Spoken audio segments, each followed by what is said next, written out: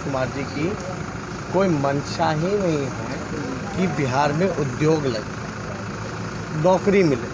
नमस्कार, news for nation देख रहे हैं आप। आपके साथ मैं हूं ऋचा शर्मा। तेजस्वी यादव ने नीतीश कुमार पर जोरदार हमला बोला है।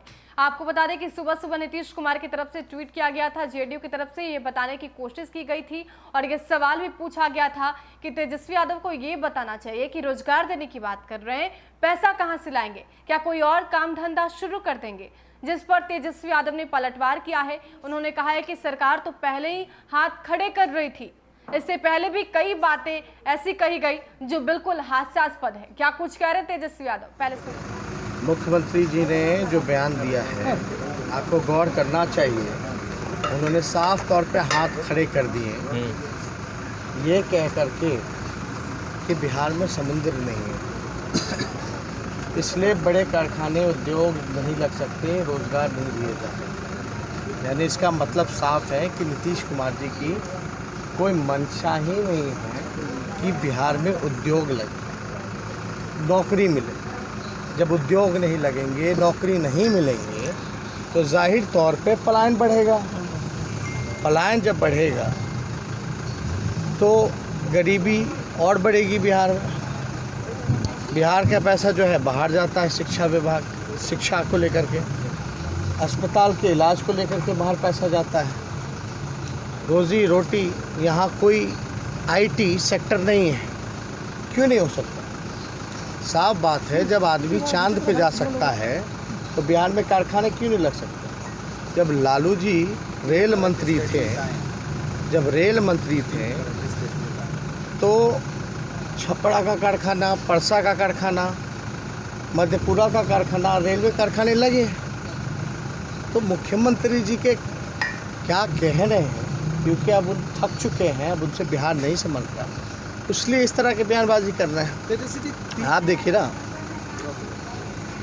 24,000 करोड़ का जल जीवन हरियाली है, तो वो पैसा कहाँ से आया? जब वो कह रहे हैं कि बच्चियाँ जब पास करेंगी इतना पैसा वो देंगे, तो वो पैसा कहाँ से आया? तो जो रिक्त पदें हैं, क्या उसको भरने का काम नहीं करेंगे मुख्यमंत्री? जो 15 सालों में नहीं किया, जो हम करने जा रहे हैं, और मुझे पूरा विश्वास है बिहार की जनता जो है महागठबंधन की सरकार बनाने जा रही है, और हमने जो वादा किया है उसको तो पहले ही कैबिनेट मीटिंग में हम प्रॉमिस कर रहे हैं कि हम पूरा करेंगे। 10 लाख रोज़गार। आप देखिए, एक मणिपुर जो छोटा सा राज्य है, वहाँ 1 लाख की आबादी पे 1000 पुलिसकर्मी हैं। यही बिहार है जहाँ 1 लाख की आबादी पे केवल 77 है। अब सीटों को नहीं बढ़ा जाएगा, पुलिस की संख्या बल ठीक नहीं होगी आबादी के अनुसार, तब तक तो लॉ एंड ऑर्डर नहीं सुधरेगा। तो इससे तो काफ़ी चीज़ है। मान लो अस्पताल में डॉक्टर ही नहीं है, नर्स नहीं है, कंपाउंडर नहीं है, लैबोरेटरी में जो काम करते हैं उसकी संख्या नहीं है, नगण्य हो चुकी है। जितने लैब टेक्नीशियंस हैं वो भी नहीं है।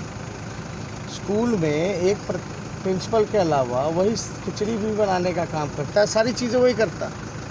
एक कक्षा में एक टीचर तो होना चाहिए, अलग अलग विषयों का टीचर होना चाहिए बाकायदा, वरना जितने बच्चे हैं वो तो मजबूरी में जो है प्राइवेट स्कूलों में जा रहे हैं, प्राइवेट अस्पतालों में लोग जा रहे हैं। तो ये कहना, देखिए, इच्छा शक्ति नहीं है उनमें, और हम ये करके दिखाएंगे। बिहार के पास बजट का जो पैसा आता है, जो नॉन प्लान्ड बजट होता है, एक प्लान्ड बजट होता है। जितनी मंत्रालय हैं नीतीश कुमार जी के पास, बताइए कितना 100% पैसा खर्च किया कि नहीं किया? क्यों नहीं किया? पैसे वो क्यों सरेंडर कर देते हैं? किसी विभाग में 10%, 15%, 20%, 25% इसी हिसाब से खर्च होता है, बाकी का पैसा तो सरेंडर हो जाता है।